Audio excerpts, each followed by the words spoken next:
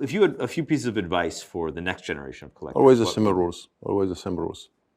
Buy what you like. Yeah. Buy the seller. Have a big discipline to buy watch with the quality. Yeah. Try to be humble and to take a lot of information from everywhere, from the books, from the media, from the website. That's it. And that's it. Always the same.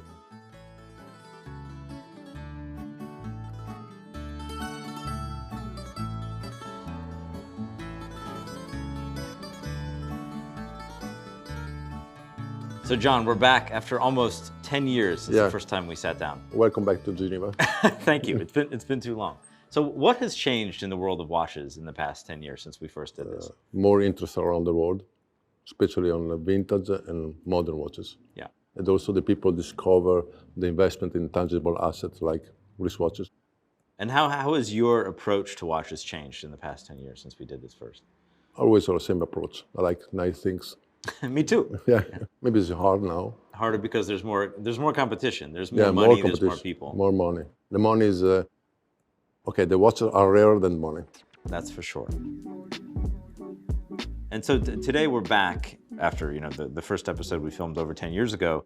So how did you decide to pick these watches for this episode? I tried to find in my collection something unusual, almost unique. So let's talk about the pocket watches first. So the pocket watches you brought are minute repeating split second perpetual calendar from Audemars Piguet, Patek Philippe, and Cartier. So three of the great brands in the world. And I think part of the reason that you brought them was to show how watches were made back then. So all of these are based on the exact same e-vouch, the exact same count. Yeah, built in the valley of the Berceau from a Piguet family with Jaeger-LeCoultre movement, and was finished later by the house, by the brand, like Audemars. This early one was manufactured between 24, 26.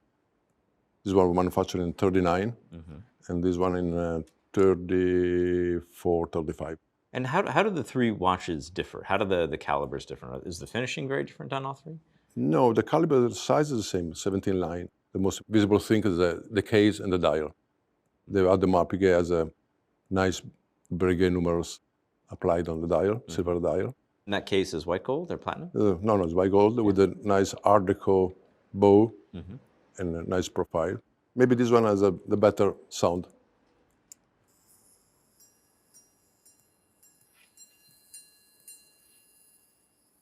Very crispy. There's a Patek with an incredibly unique black gilt dial. So the only one with a black dial. Yeah. And also the one that we've seen in advertisements. There's one advertisement that shows this watch. The Gobelin advertising for the States market. Yeah. And the other thing is interesting in this watch is the moon.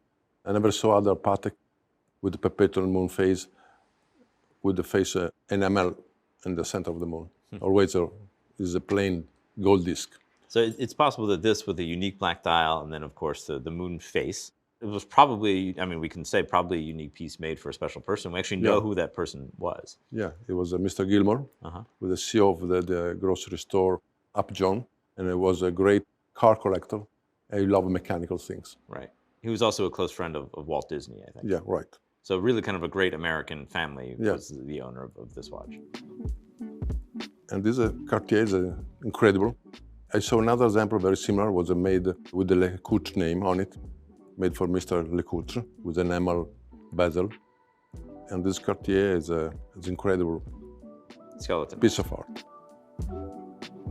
And so when people think of Cartier, they usually think of something like this, which is kind of the quintessential Cartier, with the exception of the Crash, which has become very popular. Yeah, now the Crash is so popular. But when I think of Cartier, this is what I think of. Yeah, in the 20 they introduced the tungsten tray, this curved watch. The dial very simple. Yeah. And also they made incredible platinum bracelet with nice Depliant buckle. This piece of art, you see the details of this watch is incredible. And when was this watch made? In 29, and sold in 30 in Paris.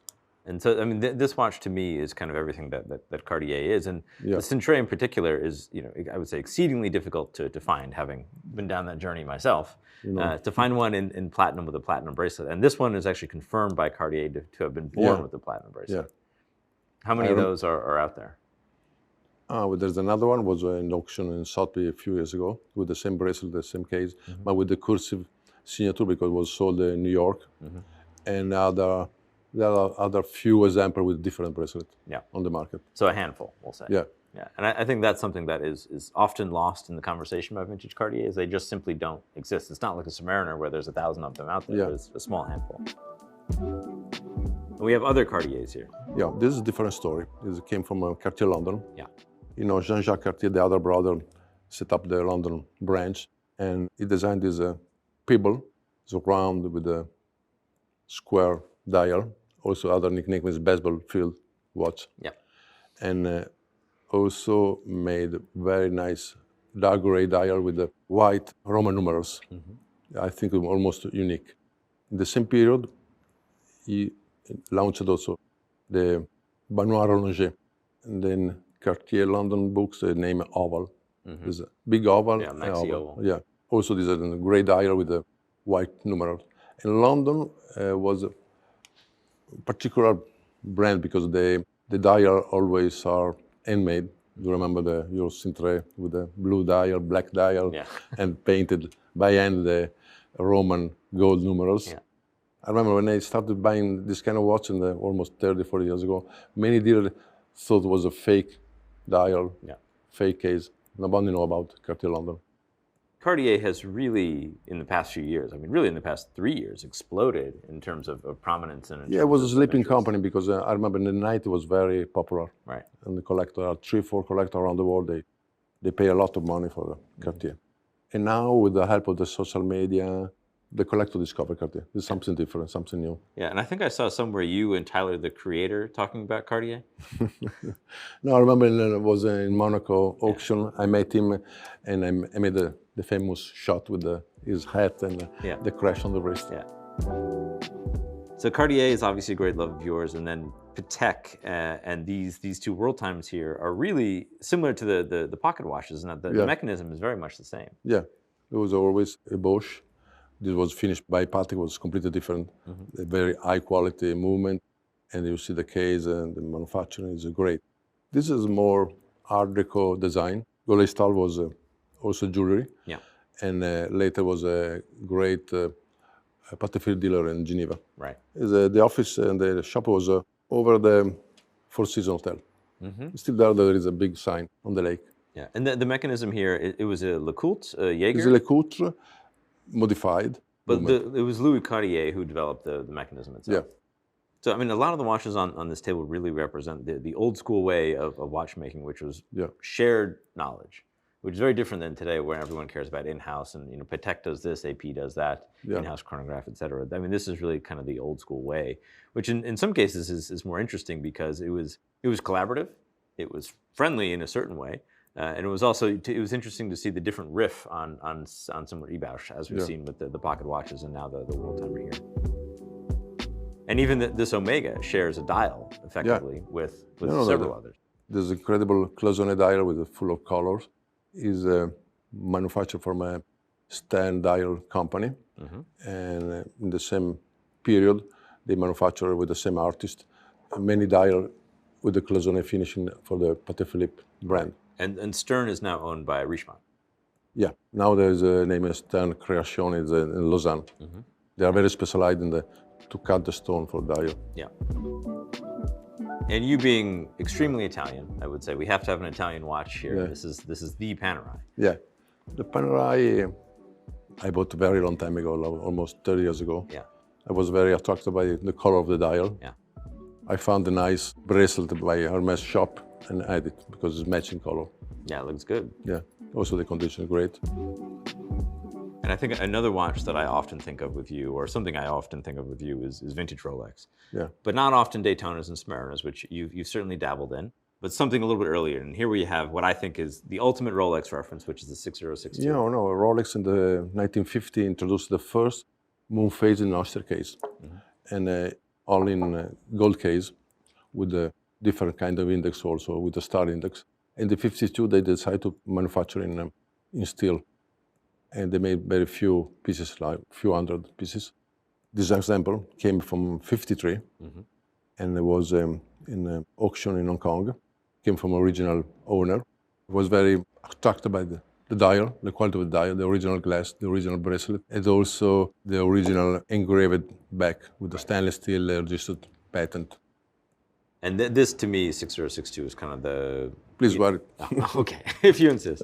This is this, with the exception of the 4113, is kind of the holy grail Rolex, would you say? Yeah. And then what's on your wrist today? Today I wore maybe the most photographer watch of the Geneva Weeks. It's very rare. Zenith El Primero in white gold with the original white gold bracelet. They made only 10 examples. Wow. In white gold, and another 10 examples with the white gold and a gold diamond bezel. Wow. Have you ever seen one of those? Just one photo in a whole catalog. Yeah. So kind of the holy grail El Primero, the original El Primero. Yeah, there are some prototype holy grail around 69, the special dial with the stars, index. They are very, very interesting.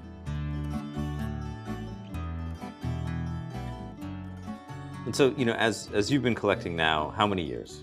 Too many years? Too many, maybe. I started in 78, 44 years. Okay. Is there anything that's come out modern in recent years that is exciting to you? Few independent, few. Yeah. Which ones? Dufour, Laurent Ferrier. Yeah. I like also Richard Mille because he introduced something new, something different on the market. Mm-hmm. He didn't copy others. Right. And other copy him. Right. Well, that's how it works, right? Yeah. Do you own a Richard Mille? Just one. I bought in the auction because it was not so expensive. Because for me, the Richard Mille prices are a little insane. So the last episode we shot, I think it's fair to say, inspired a lot of people, and I think turned a lot of people on to the idea of collectors such as yourself, these mega collectors that have seen so much more than people like us at home. If you had a few pieces of advice for the next generation of collectors. Always the same rules. Always the same rules. Buy what you like. Yeah. Buy the seller. Have a big discipline to buy watch with the quality. Yeah. Try to be humble and to take a lot of information from everywhere, from the books, from the media, from the website. That's it. Always the same. And so what is the watch you wear most these days? A very simple watch. This summer I wore the all bronze Tudor. Mm-hmm. I wore the HODINKEE edition of the Longines. Mm-hmm. And a few Casio. Casio? Yeah, I like the technology of Casio. I was always attracted by Japanese brands. Sure. I love his Grand Seiko. Yeah. Do you own any Grand Seiko? Just one I bought in Japan. It was a steel high frequency with the boxing paper. In the Ginza. I pay a fortune. I made the mistake with the credit card. The cost was $1,500 was $15,000. The final receipt was $50,000. I made a bad calculation. So last time we shot this, you had a Rolex split second 4113, which is the holy grail Rolex. Yeah. Split, the only is what? There's 13 of those, 11 of those. 12. I think 12 pieces. So what was then probably $1 million watch? What is now probably I don't know. a few $1 million watch, like a very, very nice watch.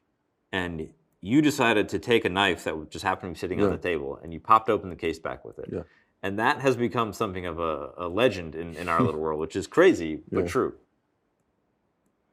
First of all, it was no cheese knife. It was a charcuterie knife to cut ham and salami. Yeah. And for me, it was easy to open a watch. Yeah. You have a cheese knife or knife here? Yeah. I can open this pocket watch easily. These are all oyster case and so difficult to open.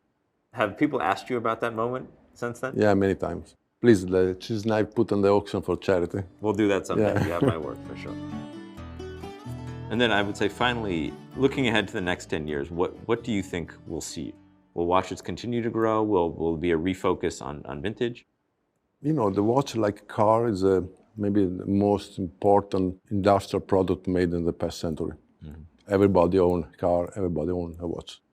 And now there is a new generation, they're wearing iWatches. Right. And still the watch is the most sellable product in the world. I think it will continue the watch mania.